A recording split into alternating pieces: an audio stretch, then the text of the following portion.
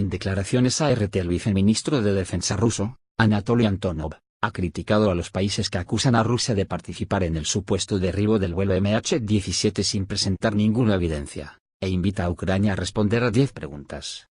El viceministro de Defensa de Rusia, Anatoly Antonov, no logra entender cómo algunos países occidentales han llegado a la conclusión, en menos de 24 horas después del accidente y sin presentar ninguna prueba para respaldar sus afirmaciones, de que Rusia participó en el accidente del vuelo MH17 de Malaysia Airlines que se cobró la vida de unas 300 personas. El funcionario ruso lamenta que los medios de comunicación occidentales difunden tal información. Me parece que esto es parte de una guerra mediática que se ha iniciado en contra de la Federación de Rusia y sus fuerzas armadas, sostiene Antonov. Según él, en lugar de utilizar el accidente como pretexto para culpar infundadamente a Rusia, la catástrofe debería ser utilizada como una posibilidad para reanudar la cooperación y tratar de prevenir este tipo de tragedias en el futuro. Me gustaría plantear algunas preguntas a mis colegas de las Fuerzas Armadas de Ucrania, dijo Antonov en una entrevista con RT. 1.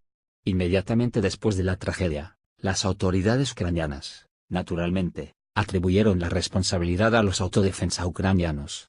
¿En qué se basan para lanzar estas acusaciones? 2.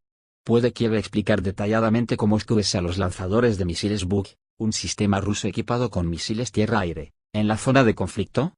¿Y por qué estos sistemas están desplegados ahí, teniendo en cuenta que las fuerzas de autodefensa no tienen ningún avión? 3. ¿Por qué las autoridades ucranianas no hacen nada para formar una comisión internacional? ¿Cuándo empezará esta comisión su trabajo? 4. ¿Dejaría en las Fuerzas Armadas de Ucrania que los investigadores internacionales hagan un inventario de sus misiles aire-aire y tierra-aire, incluidos los ya lanzados? 5. ¿Tendrá la Comisión Internacional acceso a los datos de los movimientos de los aviones de guerra ucranianos el día de la tragedia de fuentes fiables? 6. ¿Por qué los controladores aéreos ucranianos permitieron al avión desviarse de la ruta regular hacia el norte, hacia la llamada zona de la operación antiterrorista? 7. ¿Por qué el espacio aéreo sobre la zona de guerra no se cerró para los vuelos civiles, teniendo en cuenta que la zona no estaba totalmente cubierta por los sistemas de navegación de radar? 8.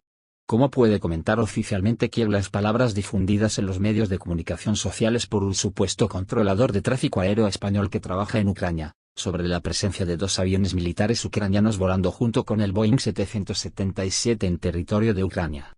9.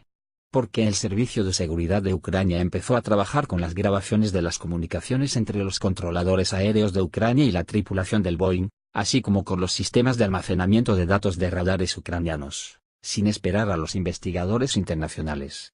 10. ¿Qué lecciones aprendió Ucrania de un accidente similar en 2001, cuando un avión ruso Tu-154 se estrelló en el Mar Negro? En aquel entonces, las autoridades ucranianas negaron cualquier implicación por parte de las Fuerzas Armadas de Ucrania hasta que una evidencia irrefutable demostró oficialmente que Kiev fue el culpable. Viceministro de Defensa de Rusia, Anatoly Antonov,